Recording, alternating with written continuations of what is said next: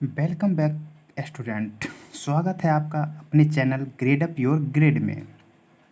तो हम अपने पिछले लेक्चर में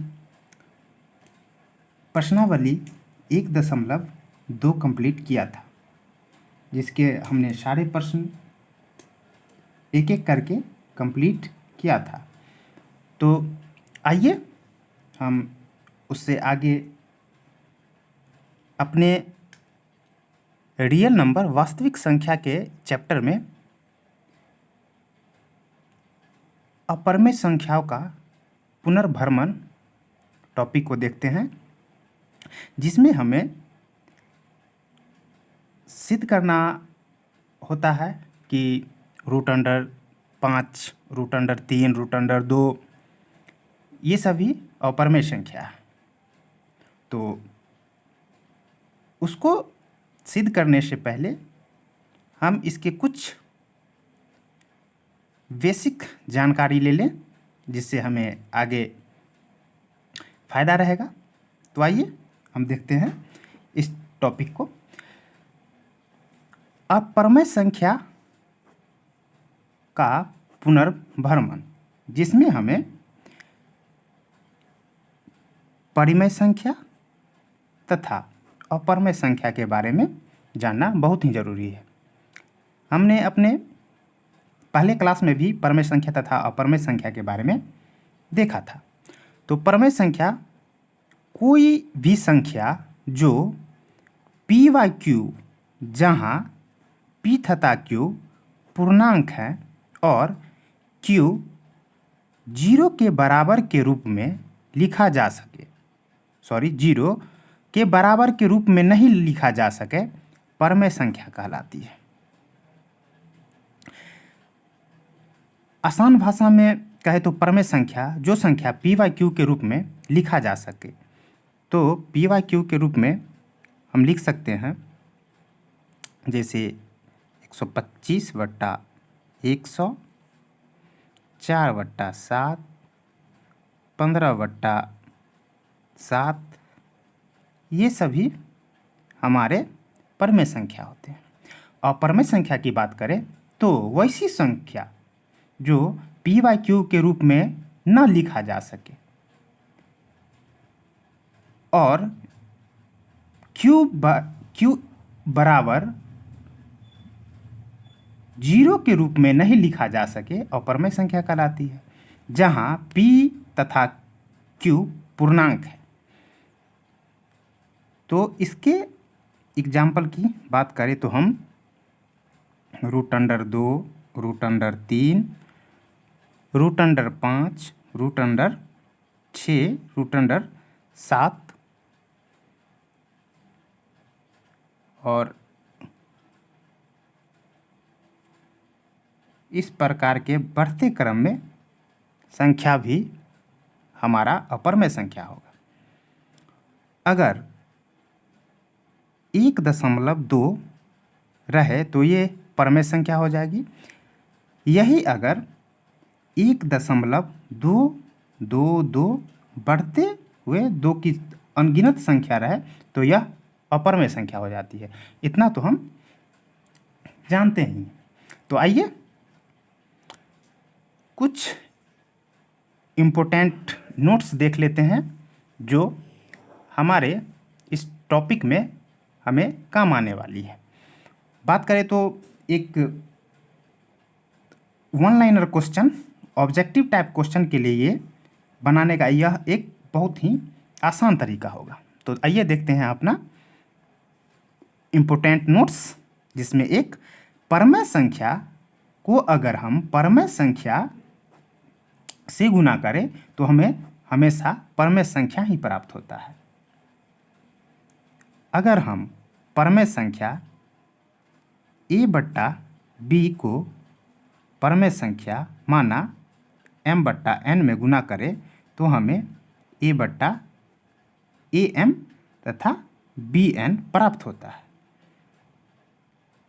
जहाँ ये p y q के फॉर्म में होगा। ये दोनों संख्या p तथा q पूर्णांक संख्या होगी। ये भी पूर्णांक, p भी पूर्णांक और क्यू भी पूर्णांक। तो हम परमेय संख्या तथा परमेय संख्या का गुना करें तो हमें परमेय संख्या ही प्राप्त होगा। आइए हम दूसरा देखते हैं। अगर परमेय संख्या का जोड़ परमेय संख्या के साथ किया जाए तो हमें परमेय संख्या ही प्राप्त होगा।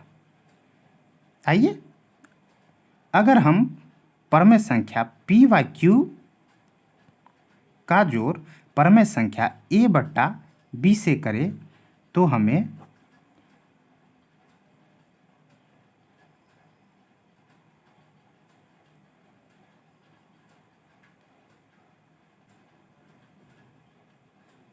अगर हम कोई परमेय संख्या p बाई क्यू को परमेय संख्या a बट्टा b से को जोड़े तो हमें b p plus a b बट्टा में b क्यों प्राप्त होता है, जहां ये दोनों संख्या पूर्णांक होगी। तो हम देखे हैं कि परमेय संख्या तथा परमेय संख्या को जोड़े तो हमें परमेय संख्या ही प्राप्त होता है। इसी तरह अगर हम परमेय संख्या को अपरमेय संख्या से गुना करें तो हमें अपरमेय संख्या प्राप्त होती है। अगर परमेय संख्या को अपरमेय संख्या से गुना करें तो हमें अपरमेय संख्या ही प्राप्त होती है।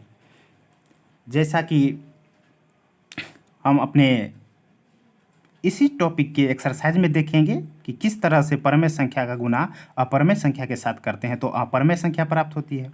इसी तरह अगर परमेय संख्या का जोड़ अपरमेय संख्या के साथ किया जाए तो हमें अपरमेय संख्या ही प्राप्त होती है।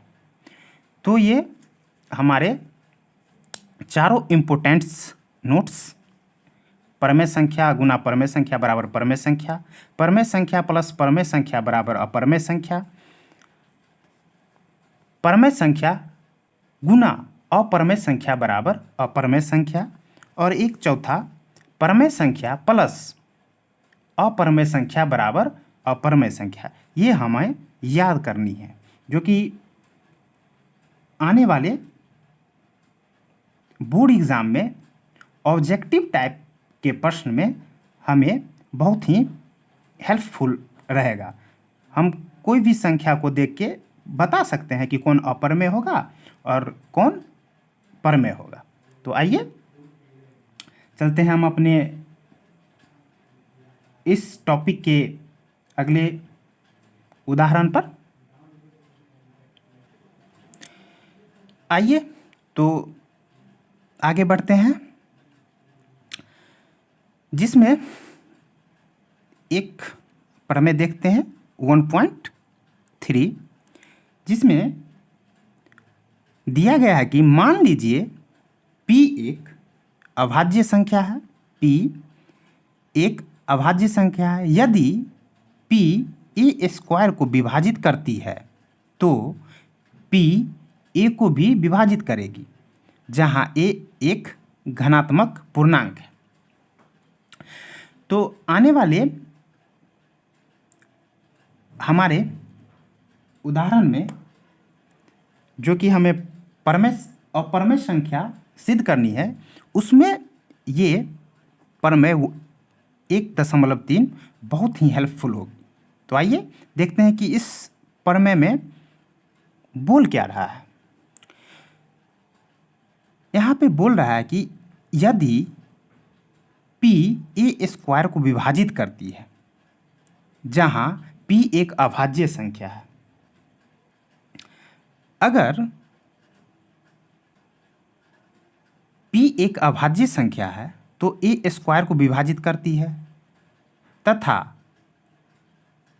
अगर हम स्क्वायर को हटा दे तो भी a को p विभाजित करेगी, जहां a एक घनात्मक पूर्णांक है। तो इसमें दिया है कि यदि a स्क्वायर को p विभाजित करती है, यदि हम ए 15 को मान ले, अगर ए स्क्वायर को पी अगर हम 5 ले ले, जो कि एक अभाज्य संख्या है, को अगर यह विभाजित करती है तो 15 का स्क्वायर 225/5। अगर यह विभाजित करती है तो स्क्वायर हटाने पर a बट्टा पी 15/5 भी विभाजित होना चाहिए। तो यहाँ पर हम देख रहे हैं कि 225 5 से विभाजित हो जाएगा और 15/5 ये भी विभाजित हो जाएगा, जहाँ p एक अभाज्य संख्या है, p अभाज्य संख्या है और a एक घनात्मक पूर्णांक है।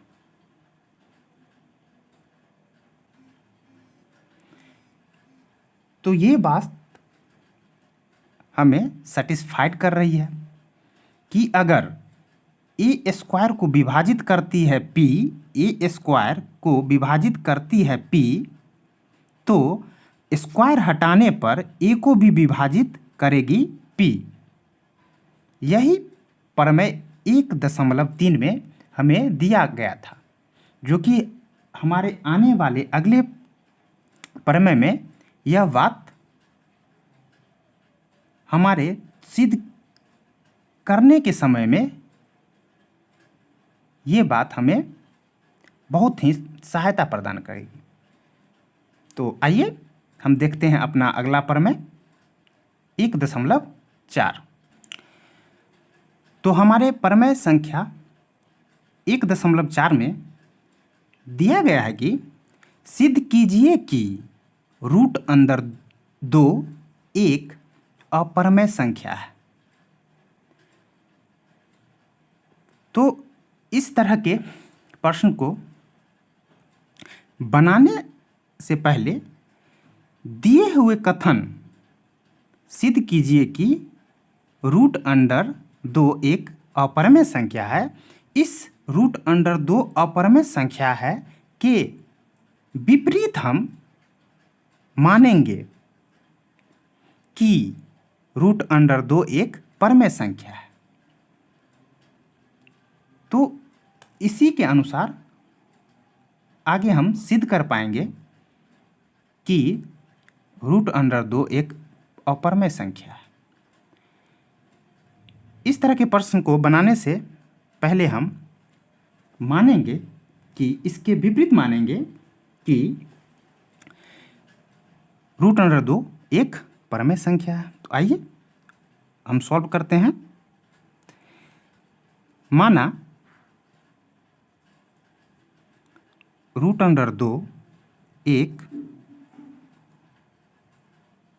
परमेय संख्या है, इसीलिए माना √2 p/q के फॉर्म में होगा, क्योंकि अगर √2 है, √2 परमेय संख्या है, तो परमेय संख्या को हम p/q के फॉर्म में लिख सकते हैं, जहां q 0 के बराबर नहीं है एवं p एवं q सह अभाज्य संख्या है। सह अभाज्य संख्या की बात करें तो हम कह सकते हैं कि सह अभाज्य संख्या वैसी संख्या होती है कि अगर किसी संख्या का हम गुणनखंड निकालें और उस गुणनखंड के उभयनिष्ठ एक के अलावा कुछ और न हो, तो वह संख्या सअभाज्य संख्या कहलाएगी। जैसे कि अगर हमने दो संख्या 4 तथा 5 लिया, अगर हम 4 का गुणनखंड निकालें तो 2 गुना 2, 5, 5 गुना 1। अगर हम इसके उभयनिष्ठ गुणनखंड की बात करें, कीड़ा आ गया है। उभयनिष्ठ गुणनखंड की बात करें तो 1, और अगर हम यहाँ 1 रख दें तो भी कोई फर्क नहीं पड़ेगा, यही 1 हमारा उभयनिष्ठ गुणनखंड होगा। तो हम बोल सकते हैं कि ये उभयनिष्ठ गुणनखंड या सहअभाज्य संख्या पूर्ण संख्या भी होती है, पूर्णांक संख्या भी होती है।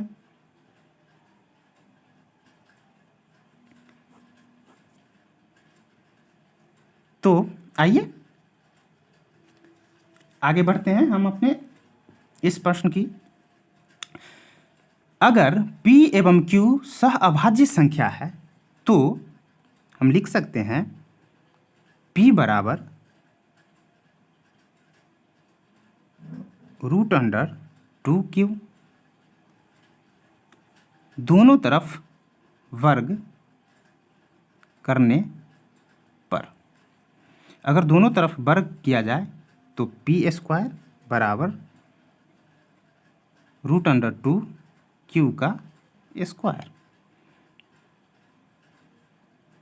अगर √2 को गुना करें तो हमें 2 प्राप्त होगा तथा Q पर स्क्वायर ही रहेगा। या इसको हम लिख सकते हैं Q² बराबर P²/2। इसको हम इक्वेशन फर्स्ट मान लेते हैं। P² 2 एक पूर्णांक है, अतः हम बोल सकते हैं कि P² 2 से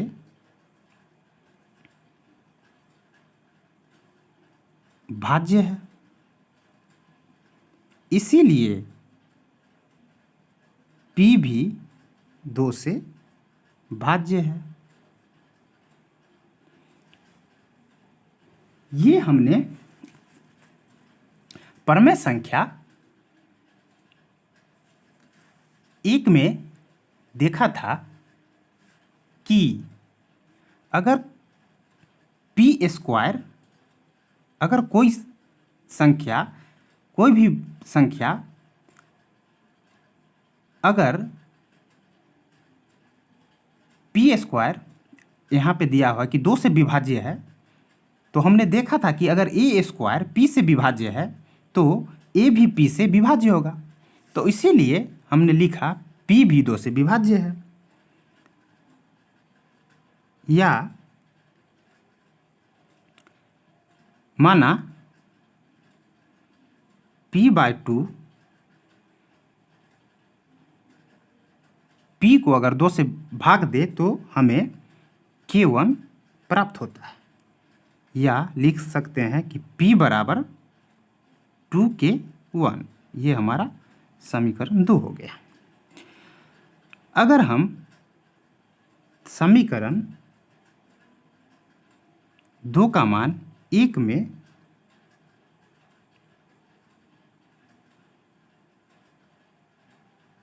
रखने पर रखे तो Q² बराबर 2K1 का स्क्वायर बराबर 2, या हम लिख सकते हैं 4K1 का स्क्वायर बटा 2, जो कि ये 2 से भाग लग जाएगा तो हम लिख सकते हैं 2K का स्क्वायर, या Q1 का स्क्वायर बराबर Q का स्क्वायर बट्टा 2। ये हमारा समीकरण 3 हो जाएगा। तो पुनः हम लिख सकते हैं कि Q स्क्वायर बट्टा 2, तो हम पुनः लिख सकते हैं कि Q स्क्वायर बट्टा 2 एक पूर्णांक है, इसीलिए Q स्क्वायर 2 से भाज्य है। अगर Q स्क्वायर 2 से भाज्य है, अतः Q भी 2 से भाज्य होगा। इसीलिए माना Q/2 को भाग देने पर Q2 पूर्णांक हमें प्राप्त होगा। इसीलिए हम लिख सकते हैं Q बराबर 2K2। इसको हम समीकरण 4 मान लेते हैं। तो हम लिख सकते हैं समीकरण 2 तथा 4 से समीकरण 2 P बराबर 2K1 और समीकरण 4 Q बराबर 2K2।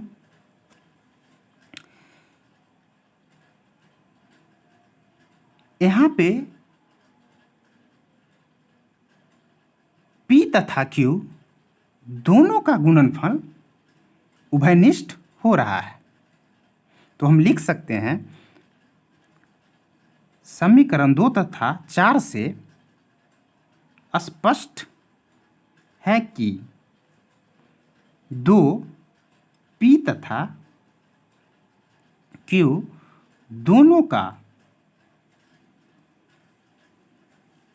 का उभयनिष्ठ गुणनखंड है। ये दोनों का उभयनिष्ठ गुणनखंड है, जबकि हमने P तथा Q दोनों को अभाज्य संख्या माना था, अभाज्य संख्या माना था, जिसमें एक के अलावा कोई दूसरा गुणनखंड नहीं आ सकता था। लेकिन यहाँ दोनों का उभयनिष्ठ गुणनखंड 2 हमें प्राप्त हो गया है।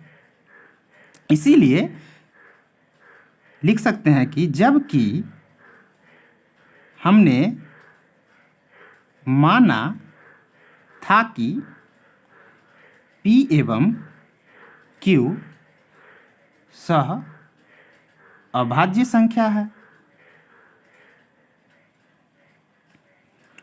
अतः विरोधाभास हमें इस कारण प्राप्त हुआ है क्योंकि हमने एक त्रुटिपूर्ण कल्पना कर ली थी कि √2 परिमेय संख्या है। अतः हम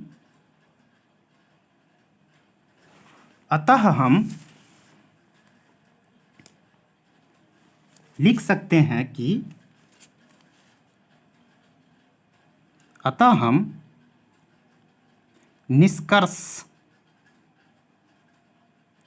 निकालते हैं कि √2 एक अपरिमेय संख्या है। यही हमारा आंसर होगा। तो इसमें हमने देखा कि किस तरह से √2 एक अपरमेय संख्या है। तो आज के लिए इतना ही। मिलते हैं हम अपने अगले वीडियो में, जिसमें हम इस चैप्टर के, इस टॉपिक के अगले कुछ उदाहरण को देखेंगे तथा अपने क्वेश्चन आंसर सॉल्व करेंगे। तब तक के लिए धन्यवाद।